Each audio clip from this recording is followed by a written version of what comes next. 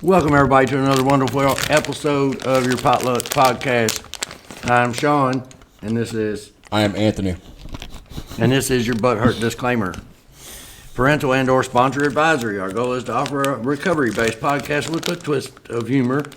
The expressions and opinions voiced here are those of the individual speaker and are not of the collective. Our primary purpose is to carry the message and to help others achieve sobriety. We don't feel the need to be original, but we certainly don't want to be extra crispy. So, how was your week there, Woody? It was good. Work was good. I actually, for the most part, was able to, get in there, do the job, and go home relatively early. As where before I was getting home at like 2, sometimes 3 in the morning. I think every day this week I was home by like 12, man, what was it, like 12:30, 1 o'clock, relatively. You know what I mean? Friday I got home at like 9. Versus My normal 2 o'clock in the morning. Oh boy. Yeah. Yeah. No. And my goal Friday was to get home before 8 o'clock. I got done at 8 o'clock. You know what I mean? And then I stayed for lunch. Even though I really didn't need to. I could have just clocked out. But I stayed for lunch. When I clocked out, it was 8:30. Right after lunch. Literally, we came back from lunch and I clocked out. You know what I mean? But I don't know. I had an interesting week. I will say that. Yeah. Yeah. Yeah, there's been a lot on my mind. I had something interesting happen to me today on the way here, though. Oh yeah. Yeah. So I was praying. When I got done praying, I started to listen to an interview that Kevin Gates was having. And I felt like I had missed something when I was praying. So I started to pray again. And when I was praying that my grandfather and my grandmother, that they were happy where they are, you know what I mean? And like immediately, bro, it's so weird. I was talking on the phone. I had this, like, I hear my grandmother's voice, like, instantly. Like, I'm talking about, like, as soon as I got done praying, it was instantly. I just hear, I'm fine. That's all I heard. That was interesting. That was that feeling like I've never felt like that before. It's weird. Yeah. Like, it was hard at first, you know what I mean? But, like, I needed that. Yeah. You know, I was worried for so long that, like, when she was getting to that point, like, she was in pain. She'd go to the hospital. They would just kind of, like, push it off, like it was nothing. You know what I mean? So, like, I knew when she went, like, the suffering was over. But I needed to hear that. You know what I mean? Yeah. And, like, I really was just praying that, like, that I had a sign that they were okay. You know what I mean? And to audibly hear her voice was what got me. You know what I mean? Because I wasn't expecting it to come like that. I was expecting it to be like a feeling. You know what I mean? Or like a sign, if you will. And it wasn't. That was yeah. That was rough. It was good though. I needed that, like I said. Yeah. So I kind of had a similar thing happen. I wasn't praying by any means. I didn't have a relationship with God at the time. I actually just moved back here and back in with my now ex. Yeah. And, my grandmother had passed a year or two before. And not all my life, but periodically I have vivid dreams, like lucid, like real, very real dreams. And in my dream, I had walked into the kitchen, and I was at my grandmother's house, and I see her, and I might automatically, run around the island, and she gives me this hug, bro, and I could feel the hug, right? And I just start crying in my dream, and all she says is, as she pats my back, it's okay. Yep. It'd be okay, And I wake up hysterically crying, run into the kitchen, to a woman or whatever, I just drank by Grandma Kay, you know what I'm saying? And dude, it was just so real, man. Yeah. It was so real.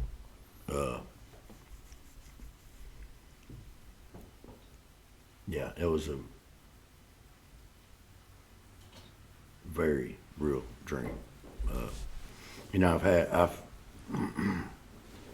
I've heard people say, I don't dream. I don't recall my dreams.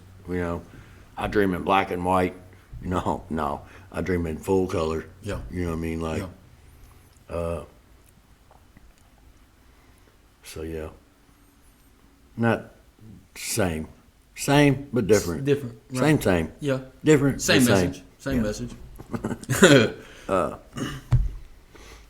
Yeah, my week was all right. So I got to come clean. I got to tell myself.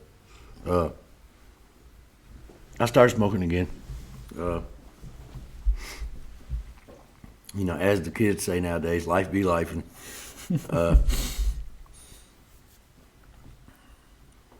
And I'm not attributing this to cigarettes by any means, so do not get me wrong. Mm-hmm. But the day I started smoking again, it was the best damn day I had in the last 2 months, all right? They hired another little buddy at work.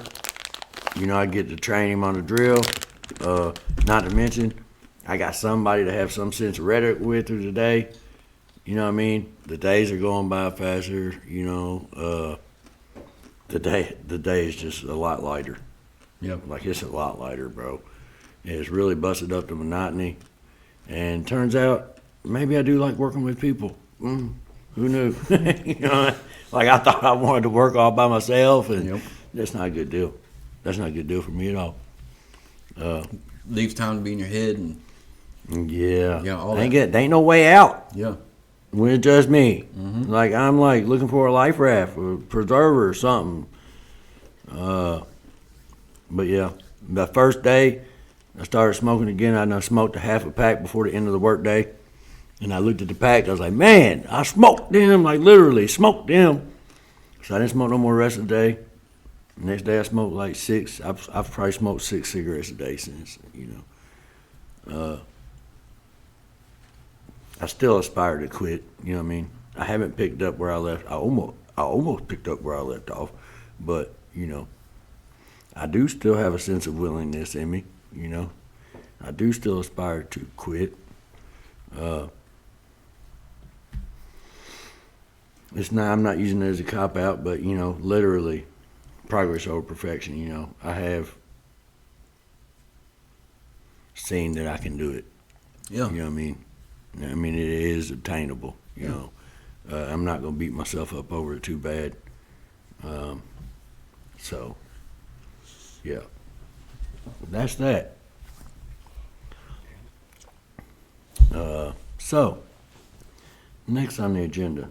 This may also be, just heads up, this may be a condensed version episode, if you will. So, anything else you got prior to? No. Okay. So, 90, 91, and 92. We're going to be reading from the Fat Book today a little bit.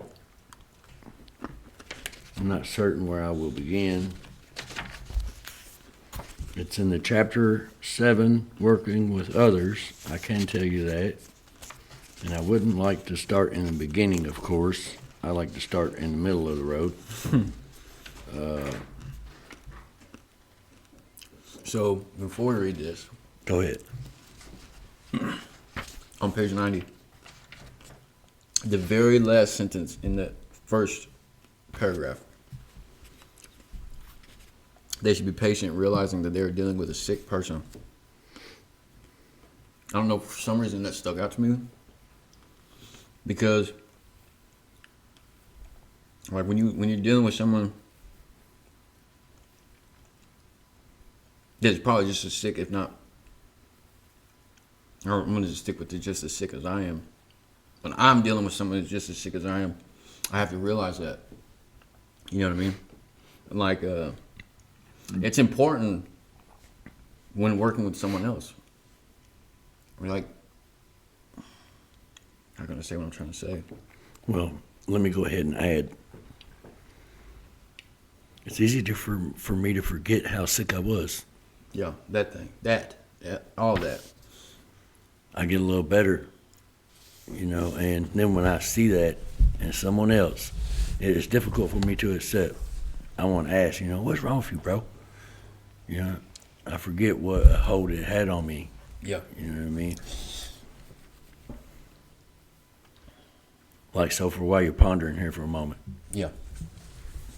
I don't know if I've shared on the show or not. A lot of sponsors are able to, they have the experience to share with their sponsees what these prelapses are like. Yeah.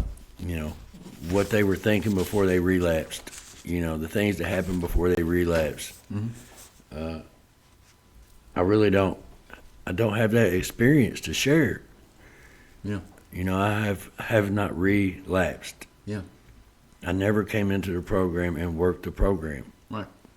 I only just stopped getting high for a little bit. Yeah. Dry. And then went back and got high again. That's not a relapse in my book. I could be wrong, okay? But that's not in my mind a relapse. I just went out and got high again, bro. Yeah. Okay? So, but when I relived that or revisit that in my mind, what that looked like, I can recall getting high again in the smallest little amounts. Nobody will know. Nobody will detect it. I can hide it. You know what I'm saying? Mm-hmm. And what I recall happening was I stayed up too late, okay? So I could operate or meet the next day's tasks. Mm-hmm. I continued, okay? So then,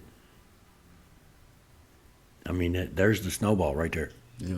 There's the snowball. Yeah.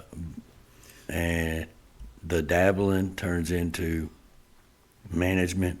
Yeah. I'm maintaining. I have to maintain. Yeah. And then by no time, I'm in utter and complete denial. I'm combative. You know what I'm saying? And I see when I see it today, man, I see myself. Yeah. Man, I see myself. And it's just real disheartening. It's painful. It's cunning, baffling, and powerful. Period. Period. It's the book tells you, it's okay. The fact that you brought up like you try to stop smoking cigarettes. The book tells you when you try to stop, you go back to it, you get worse. Yeah. You know what I mean? So like that progression of it getting worse happens a lot of the times a lot faster than what we would expect. Like I was you keep it on myself. When I left the healing place and went home to get high, within the day of doing that, I was in my room by myself for 2 weeks, just getting high. That's it. For 2 weeks solid. Yep. You know what I mean? When I went and looked in the mirror before I got locked up,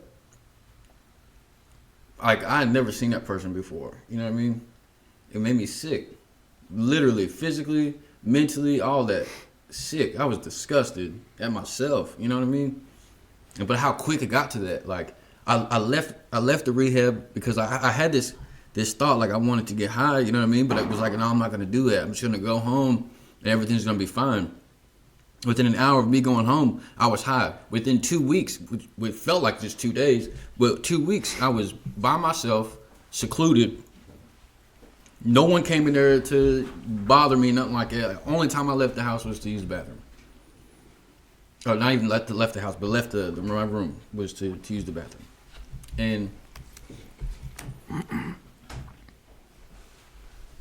to see and to know how quickly that can lead someone down that same path. You know what I mean? Yep. And yeah, cunning, baffling, and powerful is exactly it. You know, it started off like, you know, no one, like you said, no one will know. And then even more so, like I can do this, I can try that, just a little bit at a time, and it'll be all right. You know?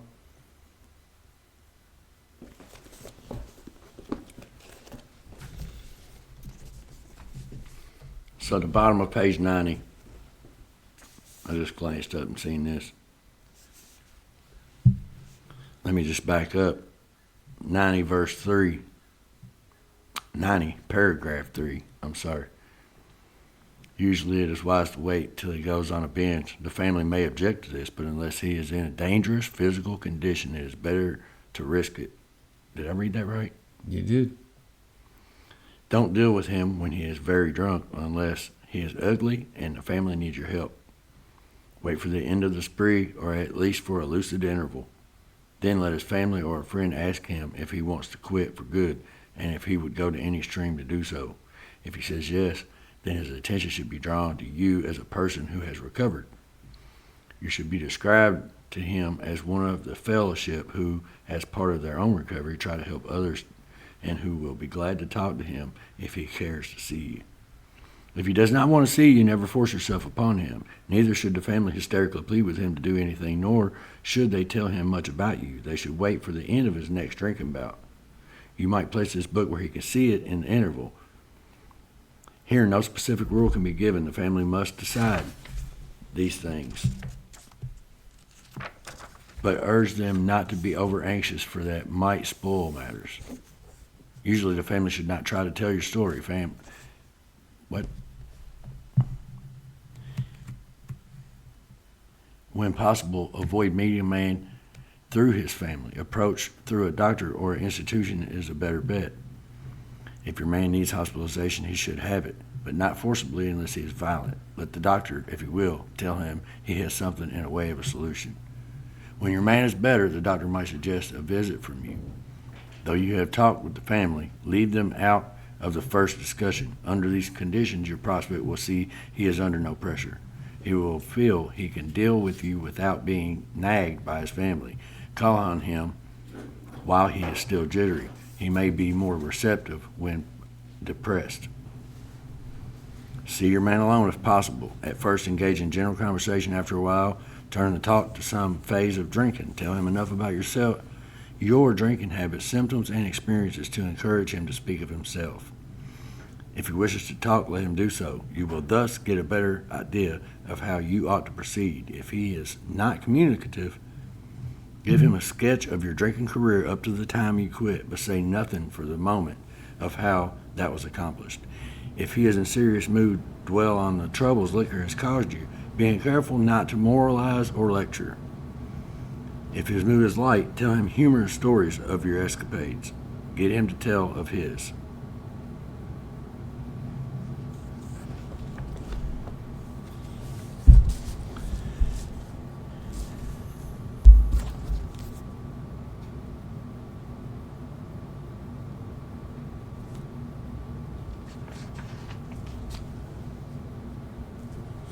So my still question is,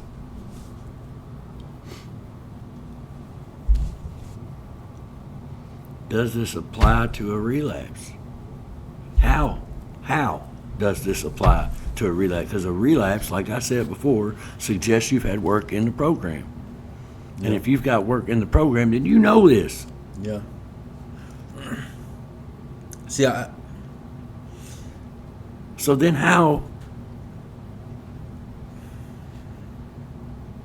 I feel like it does because of so to me, you got a relapse and then you have a lapse. Okay.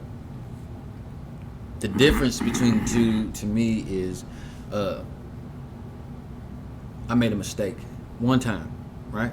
So I knew all this. I made that mistake, but I immediately fixed it. Like, I don't want to say I fixed it, but like I came back to the solution, corrected it right then. That is a lapse. When you go on a binge, that is a relapse. That is a constant, conscious decision to do that, regardless of knowing this or not. And that's where the binge that they're talking about comes in. You know, and yeah, I feel like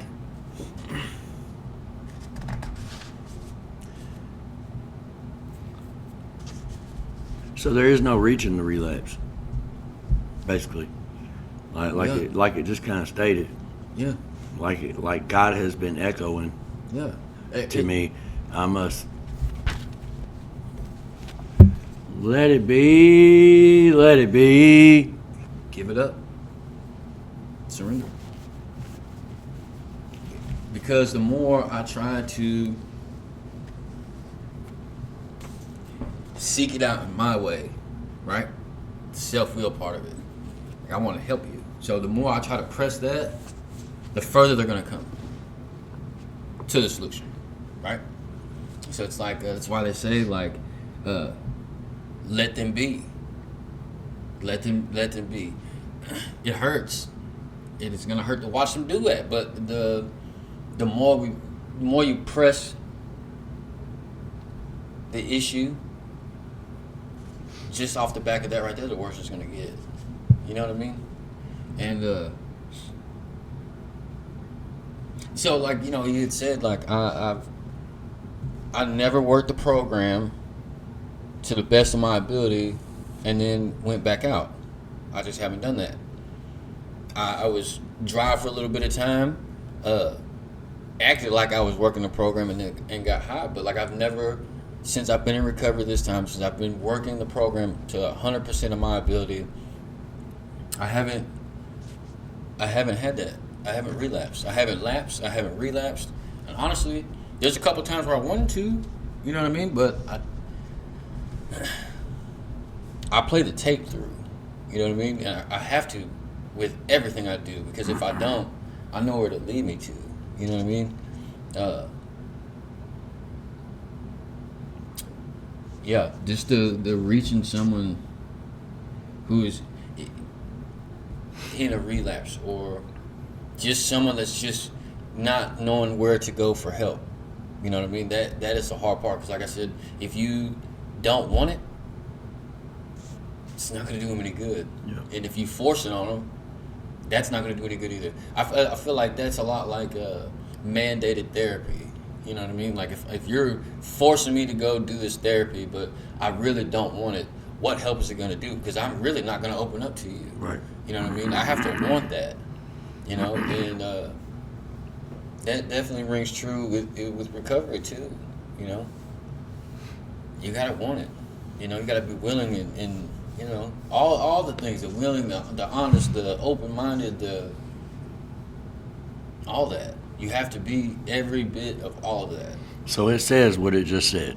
Yeah. And we came to the conclusion of what we just came to. Right. There are so many paradoxes Yes. in this book, in this program. Yep. I don't know if you're familiar with what a paradox is. Yeah. Like an oxymoron, if you will. Yeah. You know. Right. Happily sad, for instance. Yeah. Okay. On the insight in 92A, Yeah. the first insight says, compare living the alcoholic life to being put in a coffin while sleeping and then awakening in the dark, tight, and cold space. The only way out is for another man to dig up your pine box. Mm-hmm. Anybody else catch that? So it tells me, basically just let it be. but that the only way to save it is for somebody else to dig them up.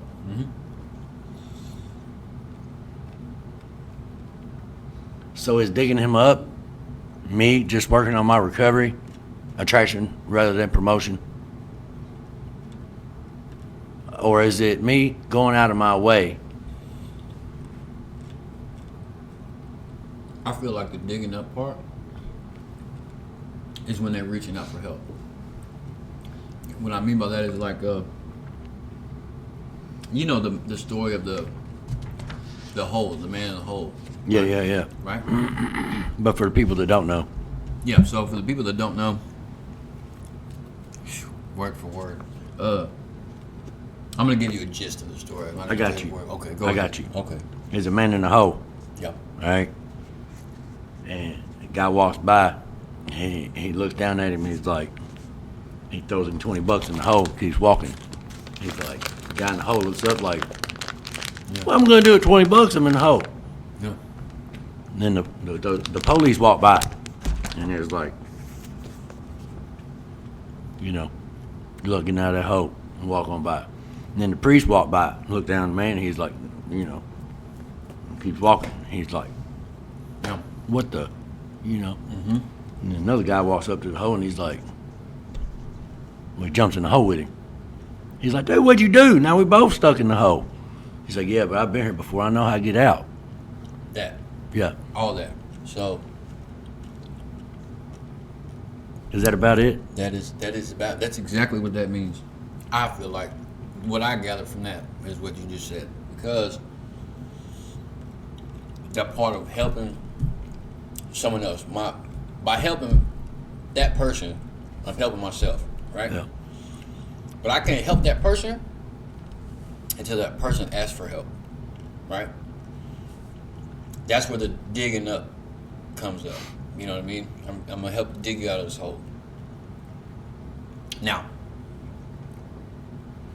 that force, like when you force someone to go and do that,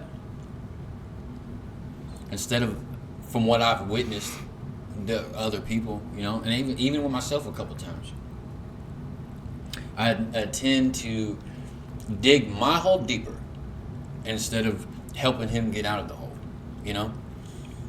And it was, especially in recovery this time, it's been hard for me to, I don't want to say hard, because I'm starting to see more clearly who does and doesn't want it. So, yes, I'm here to help. You know, I'm always of service to someone else, but people show their actions, and you can just tell sometimes. Sometimes it's harder than others, but you can't help everybody. Yeah. And that's hard. That's the realistic part of like recovery, is that you cannot help everybody, and sometimes helping someone, depending on the situation, can be detrimental to you. So like, yes, I'm here to help, but like I'm here to protect myself and my sobriety on top of that. You know what I mean? It's like that long-handled spoon. Like, I love you, and I'm always gonna be here for you. You're always gonna be a family to me, but I can't. I won't. Absolutely. 'Cause I can. won't. Yeah. Yes. But I won't. But I won't. And that's that. So, you know, I was talking to you earlier. I'm willing to do a whole lot for my recovery, but there are still things that I am not willing to do, and jeopardize my recovery is one of them. That's the same thing with my mom, and anyone else for that matter. Like, a part of my spiritual awakening was not just compassion, but love for another person. You know what I mean? I learned how to love myself as I went through the steps. Like genuine love and compassion for another person, and not just any person, but everybody. You know what I mean? But I can't allow that to cause me to go backwards. You know what I'm saying? I have to protect myself with all that, and that's why I believe that it says they have to be ready for that. Well, you helped me out with this. Who was it that said, protect yourself before you wreck yourself? You know what I'm saying? Because, hey, I gotta protect myself. Yeah. Because I will wreck myself. Absolutely. In a heartbeat. I'm a manufacturer of my own misery. Yeah. You know. So I was watching an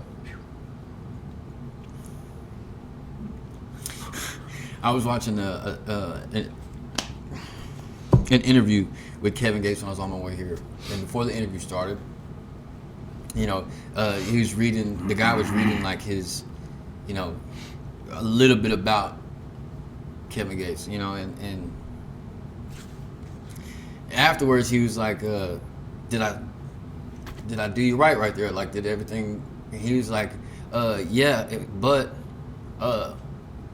none of that is me. That's all God." Yep. You know what I'm saying? Because I like to fuck shit up. You know what I mean? And that's me. We all do it. I do it. I'm. If it wasn't for God, like, that would be me. And then he continued to say what I've been saying for the past week. I can't tie my shoe good without God. Yeah. Like, and it same goes with like trying to help someone else, man. Like, the more I pray about like trying to help someone, it reveals in other ways like not everyone can be helped when you want to help them, right? And you gotta let them do their own thing. We all have self-will. We all have that, and as long as their will is to do whatever it is that they're doing, like we can't stop that. I can't stop that, Right. And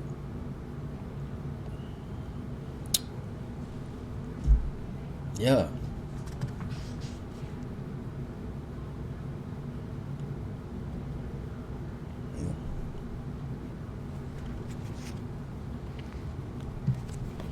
So you want to read what you had Yeah. earlier? This one's got bigger print if you like. Yeah. Like, I don't know if you got your spectacles on. Or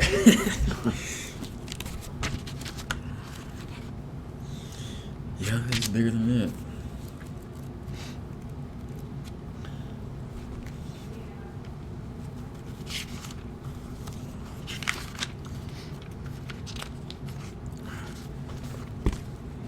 Sheesh. All right, so a little bit of backstory about I'm about to read. Before I read this, I was at the Healing Place, and I was sitting in the cafeteria, and I was reading the Bible. Yes, this is a Bible verse.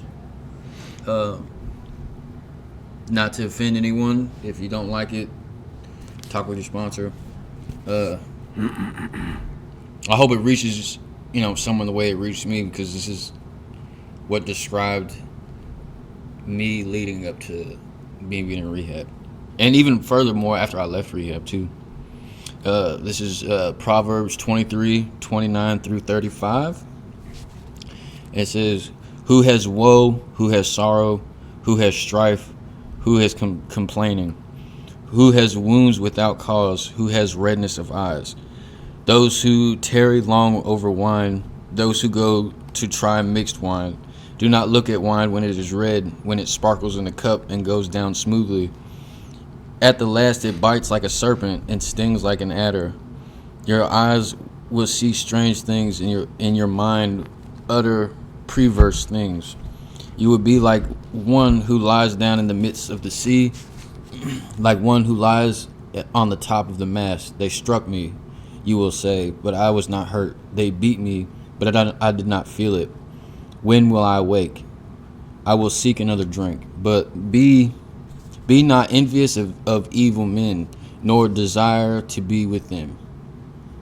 And then furthermore, on to 24, it says, "For their minds devise violence, and their lips talk of mischief."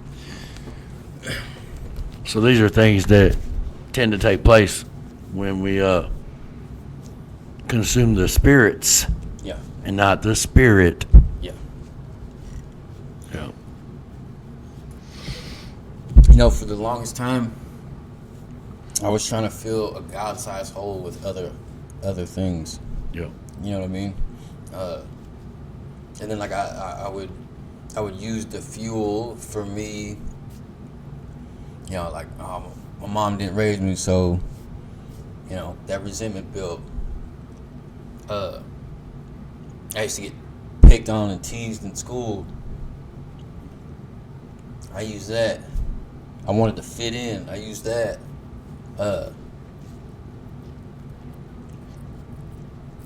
I used all these things to, like, I created a monster, bro. You know what I mean? Yep. And like, so I literally, like, when I say like, God saved me from myself, like, that is exactly it. And in the process, He saved a lot of people too. You know what I mean? Like I said, I was on a path of destruction. But like reading that, like, That was my entire life. Like, I spent all of my life chasing something, right? Like, I had up until this past year, I had this profound hatred for my mom. You know what I mean? Like, legit hatred. You know what I mean? And then it wasn't until I began to forgive myself for the things I did and really realize, like, probably wasn't her fault. She was only dealing with what she had at the means that she had at that time. You know what I mean? And, like, slowly, like, don't get me wrong, she'll do something now, and then it's like that resentment will start to build again. And then I did the resentment prayer. When you pray for someone for a week, even if you don't mean it, do it every day for a week, and then slowly, as you pray it, you will start to believe it, Right. and realize that you want it for them.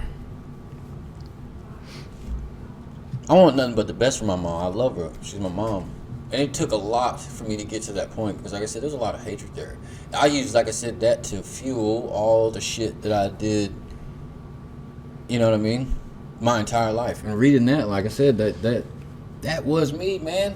Everything had something for me. I wanted it in some way. I seeked acceptance from other people. You know what I'm saying? I just wanted to keep drinking. I just wanted to keep using.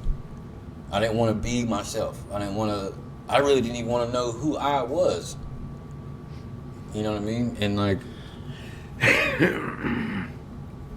yeah, I can't tell you how many times after I found that I would Lay in my bed, and, you know, especially in the rehab, I would lay in my bed and I would just read that verse over and over and over again.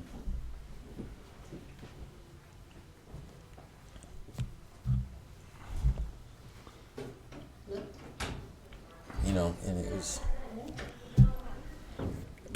All right, so I'm going to quit looking at this book in a second, okay? Because it Okay. keeps urging me. Yeah. You know, we keep saying, you know, coming to the conclusion not till they want it. Yeah. But this book keeps telling me otherwise. Every time I look at it, I find another reason why I should. Yeah. All right. At the bottom of 91A, it says, "Our life is our time." Spending time with another person to help them is what this scripture is all about. Greater love has no one than this, to lay down one's life for one's friends. John 15, verse 13. So I'm going to go there. That's on page 349 of the Fat Book. You can go ahead and look it up in your Bible there too, because it may differ a little bit from what I'm about to read. This is also a good suggestion. He said, If you read, John 15:13. That we're going. yeah. So, if you ever reading in the Bible a certain passage, it's a good idea to cross-reference other versions of the Bible. Yes. Okay. I just still do that. So, in the Fat Book, John 15, verse 13 reads, "There is no greater love than to lay down one's life for one's friend." And in the, Well, I'm getting there, buddy. I think I went the wrong way though. I don't know what version you got. I have the I don't know. Revised Standard version. There it is. We'll be there just You said momentarily. 15:13? Yes.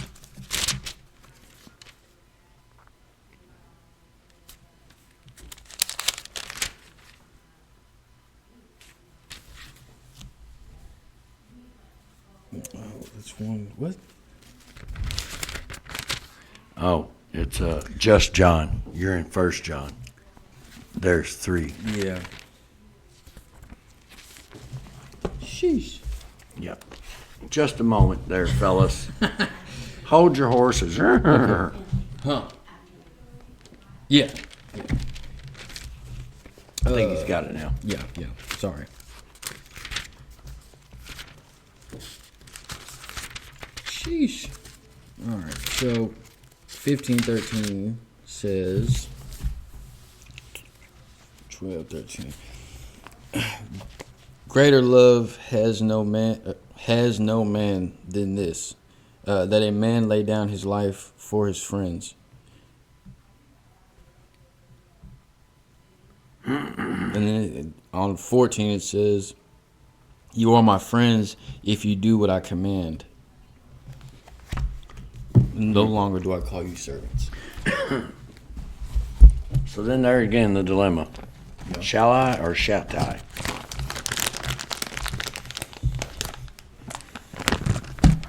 So, no. Still just as confused as I was when this day began.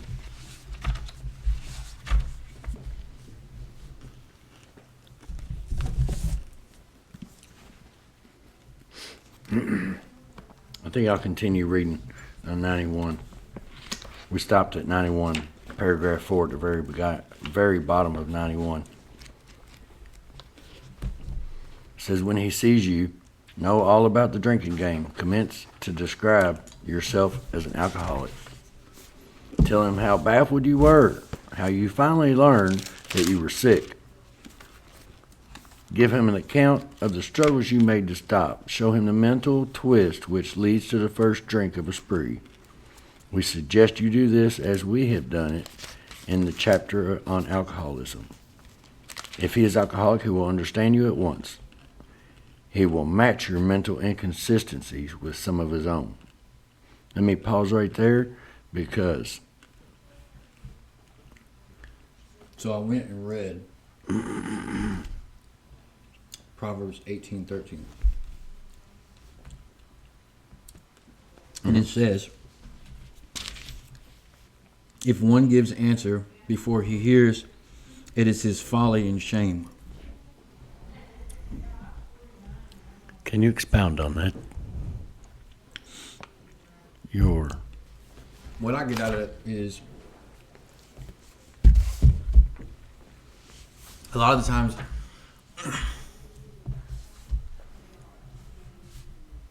I'm going to use this as an example, like when I'm trying to help somebody, right? So if I ask someone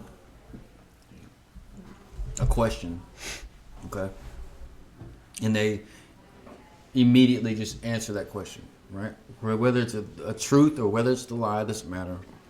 They do it without thinking. That is I'm going to use the guilt, shame, and remorse section of that right there. You know what I mean? So if I'm trying to help someone who's in recovery that may have relapsed or lapsed or is just getting into recovery, right? And I ask them a question and they lie, a lot of the times it's because of the guilt, shame, and remorse. That folly they're talking about, that shame, all that. Like, again, it kind of goes with they not know what they do, you know? Yeah. In my opinion, it's actually kind of contradicting when you read John 15:13 and then you go back and read the Proverbs 18:13. But at the same time, they do kind of match together because you can't really. The only thing that you can do to help someone in that sense, whether they're just getting into recovery or they're in the madness and they don't know where to go to get the help or anything like that, like the only thing you can do is let them know that you're here. That's it. You know what I mean? Because until they reach that point where they're like, that point that I've reached, help me. Until you reach that point, can't nothing help you. Yep. can't nobody help you. You know what I mean? And I believe that's exactly what that saying. You know what I mean? A lot of the times people will speak without thinking, especially someone who's, you know, getting high or getting drunk, like, or that has relapse. Like that. A lot of times we say what we feel that they want to hear because they think it was a helpless situation or we're like trying to manipulate the situation, but in reality, they see it. You know what I mean?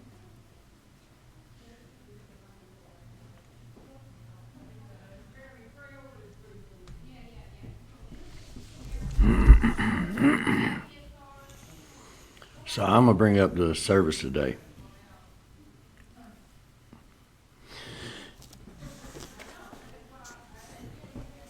I'm kind of straying at the moment. I know what the service was, but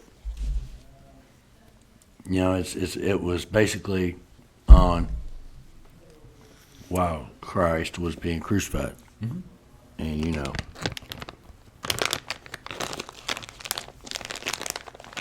I mean, I have to imagine that, you know, they're giving him the beating, the lashings, and the torture upon torture of all tortures, all right? And then they shove a crown with massive thorns on his head. And then they nail him to a cross, you know what I'm saying? While making a mockery of him, all right? Right.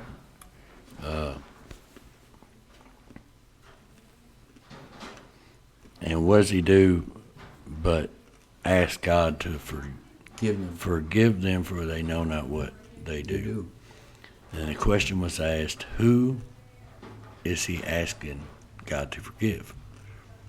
Well, it could very well be, you know, the soldiers, you know. It could be Pontius Pilate himself, you know what I'm saying, because he ordered the crucifixion. It could be the disciples that just days prior were praising him, you know, and now they are cheering for his crucifixion, you know what I'm saying?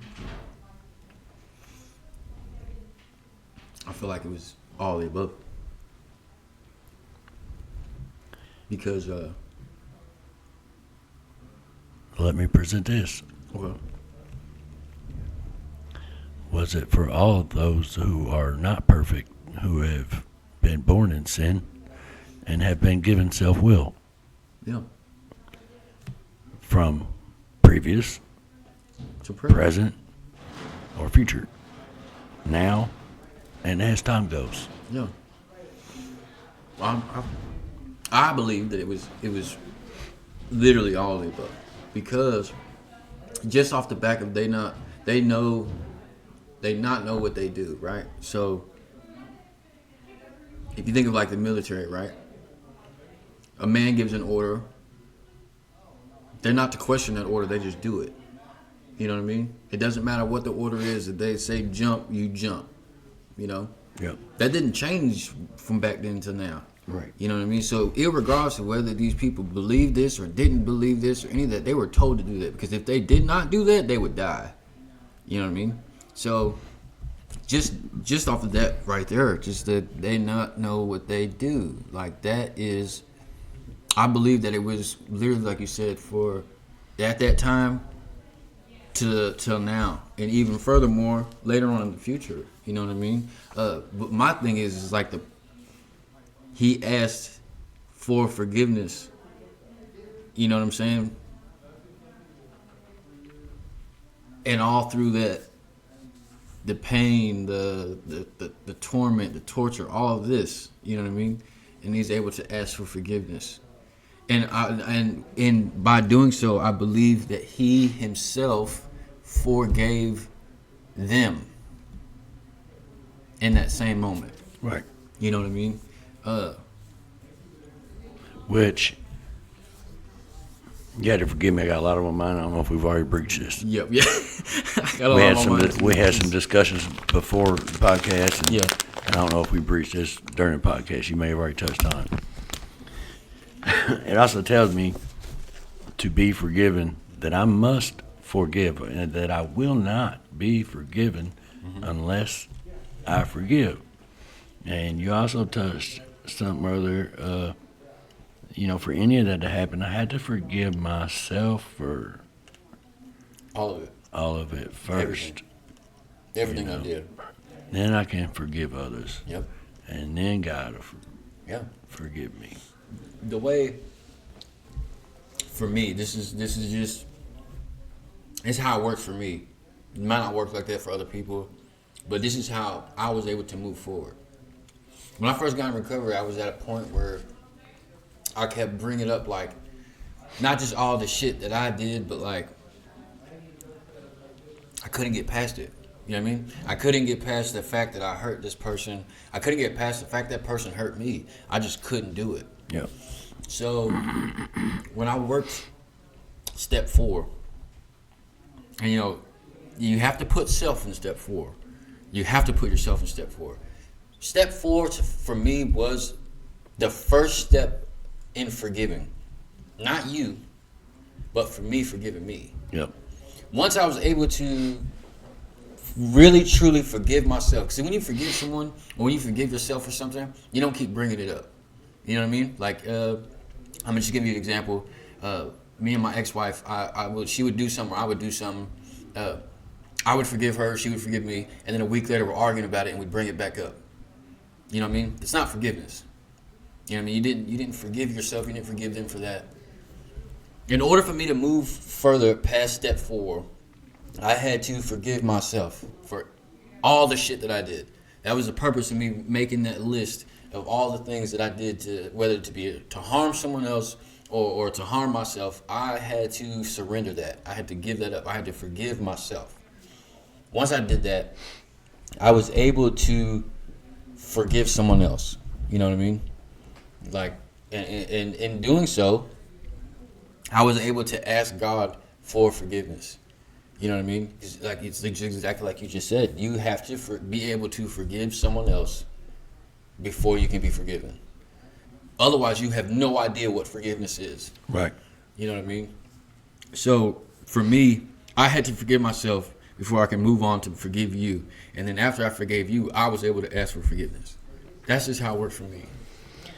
Which makes me think I got some work to do forgiving myself, because I shared this with you before the podcast. Like, I was on Facebook just a few years back, just before recovery or anything, okay? This is before a relationship with God, any of that. Yep.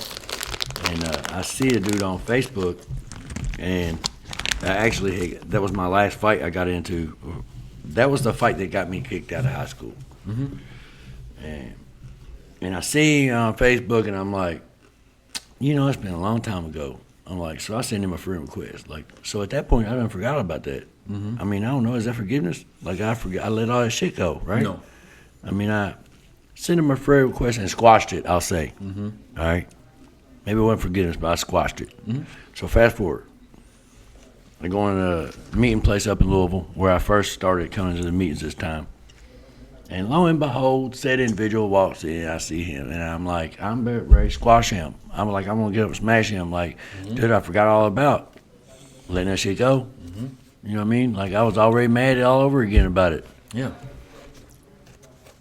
So, Friday night, sitting in the meeting, kind of similar instance. Yep. And I do this a lot. I forgive her for her bullshit in our relationship, okay? So I'm sitting in a meeting, co-chairing with my sponsor, and little buddy comes in the meeting, and he comes right behind me, and he lays down a sheet, B sign in front of me, and I look at the name, I'm like, well, son of a bitch. Yep. Like, this one dude she's talking to, bro. Yeah. You know what I mean? And I know. Ain't no other two names like that. Right. I know. Yeah. And he's sitting behind me. Yeah. I'm like, God. Immediately, I'm like, God, grant me the serenity to accept things I cannot change, the courage to change things I can, and wisdom no difference. Yeah. You know what I'm saying? So then the meeting ends, and I'm holding his hand doing the Lord's Prayer with him. Mm-hmm. Yeah. Yeah. Like, Yeah. like, oh. I have played this scenario out in my head. I've been, Anthony, I've been coming here at this place for over 18 months. Mm-hmm. And I can't count the times that somebody announces their name and I look up and say, him? Huh? You know what I mean? I've been, you could call it a reservation. Because I've been waiting. Oh, and that ain't how I played it out in my head. Yeah. All these different things that you wish you could do. No, I was going to smash. Wait till I Yeah. find, you let me find one of them. I swear to God. Listen. Look at God. All right? Because Sean about to create a mess Yeah. all over again. So, I'll tell you like this. I'm gonna give you my. Our live audience is laughing, okay? Yeah. And I'll just like to let y'all know, okay? Yeah. They find something funny about this. I'm gonna have to question afterward. What is it? So when I like I told you when I first got in recovery, like I got to that point where I had to forgive myself, right? So before I reached that point, and that it was not overnight that I forgave myself. It didn't happen like that. It took some time. Definitely did. So I found out very, very early in recovery that my ex-wife worked where she worked. So I'm petty. Just to Tom clarify, Petty. you found out where your ex-wife worked. Worked, yeah. And I'm Tom Petty. Richard Petty. Patty Mayonnaise. Petty Mayonnaise. That's me. So, all that resentment, like, What about Kyle Petty? all that. Okay. All that. All of them. I'm all the petties. You know what I mean? I'm like King Petty, for real. How dare you? Yeah. You know what I mean?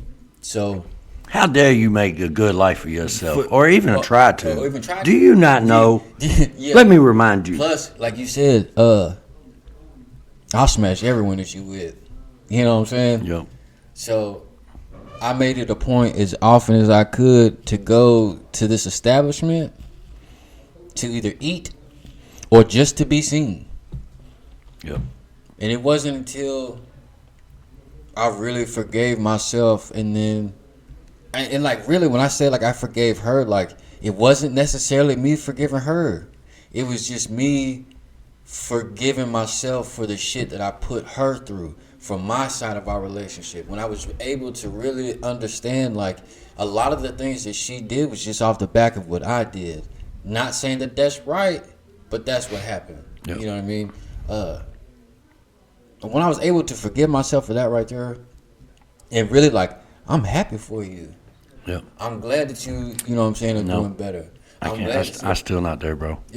I'm still not there. Hey, listen, I'm telling you, it took some time. That right there was, like I told you earlier. Like you let me find out you got somebody else Yeah, already. yeah. But see, that was my whole purpose of making a point to go up there was two reasons. One, I want to see who you with. Yeah, because my intentions, we was gonna be outside in the, whether it be inside or outside, it didn't matter. We was going We'll take down. it from inside to outside. Yeah. Yeah. But the second part was, look at me. Yeah. This is what I'm doing. Yeah. I would make it a point to find a woman to take up there with me, whether we was together or not. You coming with me, Right. Cause look at me. Yeah. You can do good, so can I. You know what I mean? And it wasn't until like I said, I forgave myself for that shit. I forgave myself for putting myself and putting her through the shit that I put us through. You know what I mean? I forgave myself for ruining, from my side of ruining our relationship, our marriage. I forgave myself for that. Now, whether I asked for forgiveness and she accepted it, whether she accepts her part in our fault of marriage or whatever it is, none of that matters. Right. You know what I mean? I no longer hold that resentment. I no longer. I still go to that establishment, but not for the same reasons. I go because I like the food. It's fire. I don't have any ill will. I don't wish bad things to happen. So you're saying I'll get there? You'll get there. All right. That's the thing. There is hope. There is hope. You have to. That's the thing. You have to really work on that. That was part of the inner. Like my biggest thing in recovery was, it's always your fault. It's never mine. My entire life has been based off of. Well, see, I it's everyone else's can't fault. say that because look, dude, I have had multiple instances Yeah. where I have been able to. God has allowed me to step back, look at my faults in that relationship, acknowledge them. You know what I'm saying? Yeah. And come to the conclusion. Yeah. You know what I'm saying? And then I'll be right back on that train Yeah. somewhere down the road. You know what I mean? So Where I am blaming. when you, it's easy. Even like when I sit here and talk about it, it's easy for me to be like, you know, I don't blame them, you know, for this and that. And then like I find myself thinking about it like, yeah, it was their fault. You know what I mean? But it wasn't. You have to really accept the fact that just your shit. You can't accept anything for them. You Right. can't. They have to accept that. That's for them. If they don't accept that, that's on them. That's not on you. Right. You know what I mean? Yeah, but I want to know that they accept it. You know what I mean? But- I but when it comes I down- know you accept that, right? Right, but when it comes down to it, does that really matter? Only thing that matters is like it's like the amends part. The only thing that matters is that I clear my side of the street. That is it. Whether they accept what I say to them, whether they accept what I do at that point, is entirely up to them. You know what I mean? I can't. I don't have. After that point, after I clear my side of the street, that's on them. Yeah. Every part of that's on them. If I say something and they have a problem with it, that's a them problem. Yeah. Not a me problem. Yeah. You know what I mean? And once I was able to really forgive myself for that, and then understand like I played a part in all of that, whether it be, you know, for getting high in the house after she asked me not to, for us going our separate ways, for her leading me on after right before I went back to jail, for it all of that. Once I realized that I played a part in every bit of all of our relationship, I can accept my fault. After that, the rest is up to her. Right. You know what I mean? And whether or not she accepts what she did as right or wrong or however, it doesn't have nothing to do with me. But until then, like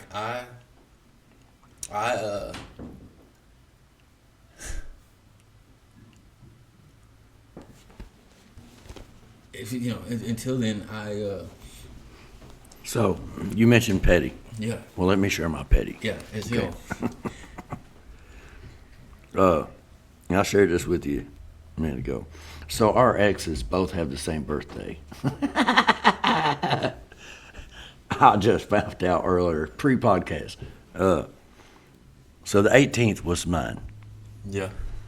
My ex's, that is, not mine. Anyway, I digress. So I did say, happy birthday, and I love you, God bless. Which she replies, thank you. Well, you know, I said, yep. I had to get the last word in, bro. You know what I mean? So, got to. but I didn't get the last word in. Yeah. At least you're. She says, hope you're doing well, Sean. Man, I had to fight the urge, bro. Yeah. I know it. Okay, I had to fight the urge. Like, I want to send a picture of me with teeth. You know what I'm saying? Like, I'm doing okay. Yeah. You know what I'm saying? Yeah. Like, look at me now. Look at me now. You know what I mean? That's for that look at me. Yeah, now shit. yeah, Talking yeah. about that. See, and I abstained, if you will. You know what I mean? So, It's it's before you continue. The mother of my kids' birthday is the 18th of February. no, that's what I just said. I know. Yeah, both our exes is the And- same birthday, Yeah, and and they've been double dipping all these years, so bro. yeah, so No, I that's a lie. Like, I'm sorry. I was a Yeah. real sorry piece of shit. I never Yeah. got a nut hardly for a Thanks. Valentine's or a birthday. You know what I mean? I'm just like it. I sent my baby mom. Still the same though. Excuse I don't me. get nobody nothing. I sent the mother of my kids Ow. a happy birthday, and still haven't heard anything back. Not that I expect to hear anything back, Right. but like the old me, I'd have been like, all right, fuck you. You know what I mean? For real. You know what I mean? Because how could you? You know what I mean? But like it's like this is the same woman I'm talking about that like has my kids, like, you know what I mean, that I haven't been able to see.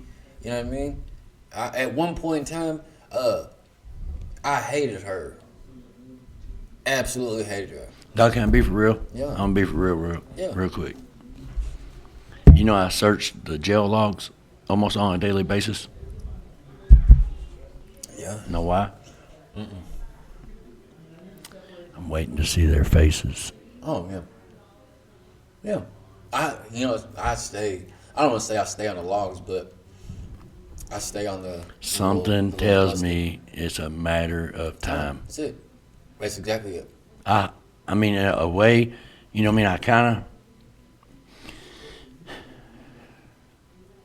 I don't even want to say hope. I don't want to say yearn.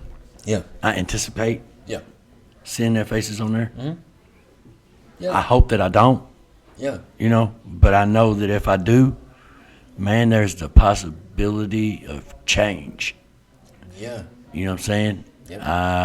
In a way, I want them to come to the realization, That there's a better way. a better way. Like, hey, it's dirty hands, clean money. Yep. You know what I mean? Yep. There is a lot of reward in that. Yeah. I mean, it really is. You know?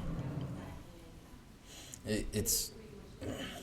And I hope, you know, but I'm not, I don't mean to get dark, you know what I'm saying, but we've really done our kids a disservice. You know what I'm saying?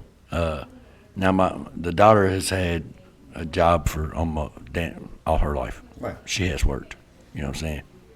The son, on the other hand, no. So, when, and it is a matter of when, Mom meets her untimely demise, I'll say. Yeah. What the hell are them kids gonna do, bro? Yeah. You know what I'm saying? Yeah. There's no life coping skills. Yeah. There is none. Mom can't make it better, bro. Right. You know what I'm saying? Mom can't pick up your slack. Mom ain't doing your clothes. Mom ain't cleaning your stuff. Yeah. You know what I mean? That's and I'm kind of, I know what that's gonna be like, cause I mean I had the same thing up to a point. Yeah. You know, now my kids late 20s, early 20s. Well, that's when I was given that. You know what I'm saying? That's when I found out about how life wasn't what life was going to be like, you know. Yeah. I had to go get mine because it wasn't going to be given to me. Right. I didn't find the easy life, if you will. You know what I'm saying? Yep.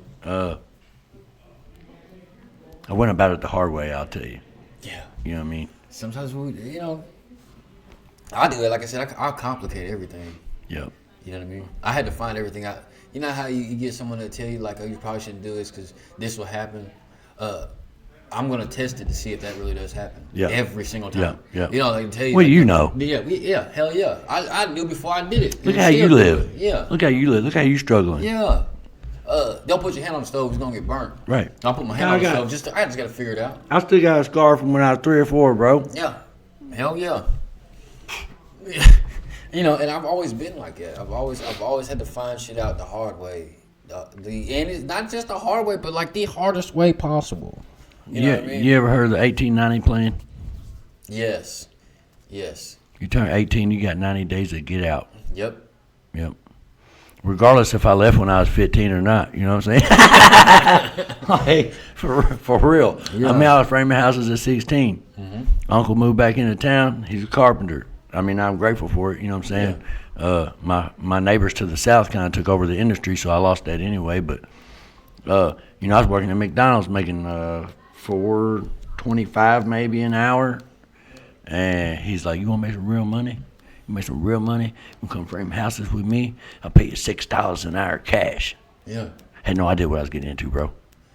Yeah. Like they literally abused me on the job. Yeah. Mentally and physically. Yeah. You know, they're shooting at me with nail guns, you know what I'm saying? Like, you know,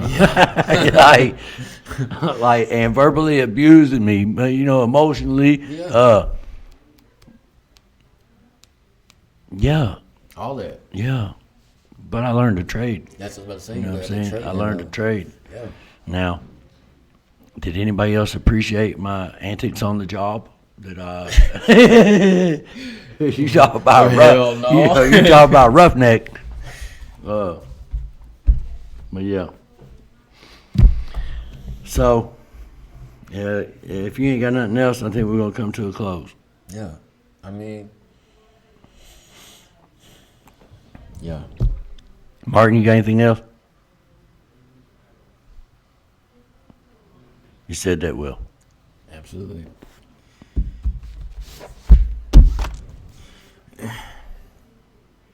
We hope you guys got something out of that, you know. Yeah, I don't know if it helped anybody else, but it sure as hell helped me. Absolutely. You know. Gratefuls? Yeah.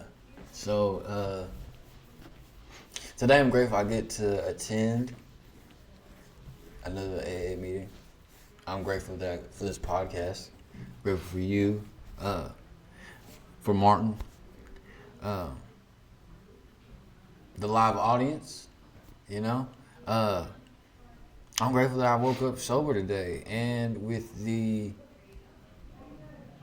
compassion and the want to try and help someone today. I'm grateful for my higher power instilling these principles into me on an everyday and on a day-to-day basis. Yeah. It was good. Yeah. Today I'm grateful that I'm happy to say my name is Sean and I'm an alcoholic. You know what I'm saying? I'm grateful to know today there is a solution. Where'd that come from, bro? Hold up.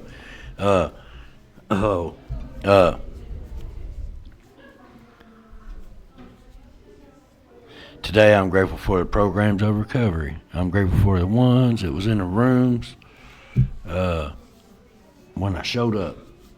Yeah. I'm grateful that God allowed me to become honest, open-minded, and willing. Yeah. I'm grateful that He has made me employable once again. He has restored me to near full capabilities of the majority of my faculties. That He allows me on a daily basis to be as productive as He allows me to be. Yeah. I'm grateful for His will. I'm grateful He has given me self-will, but to seek His will in all matters of my life. And I'm grateful for you, Martin. I'm grateful to be a newcomer to all this, to this life.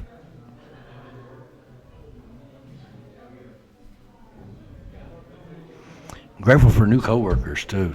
Yeah. Woo! Yeah. That episode went a lot better than I ever anticipated it.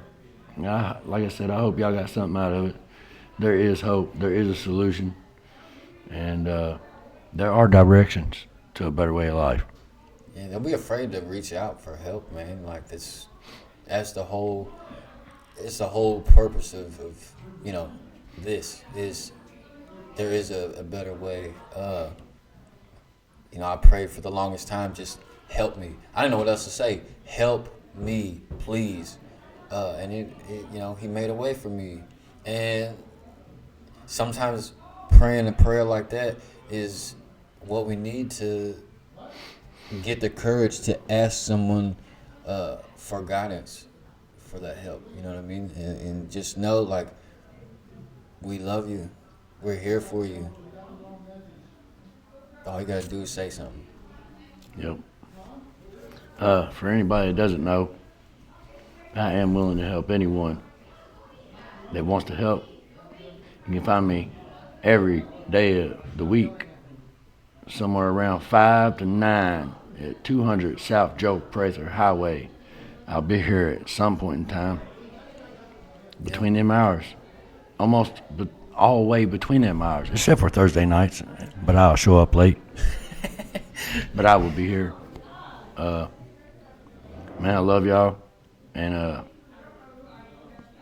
live your best life, man. Hey, make yesterday jealous and intentionally have a good day. Let's go out with the we version. Yeah. God, Grant grant me the serenity to accept the things we cannot change, the courage to change the things that we can, and the wisdom to know the difference. Amen. Amen. Ta-ta for now.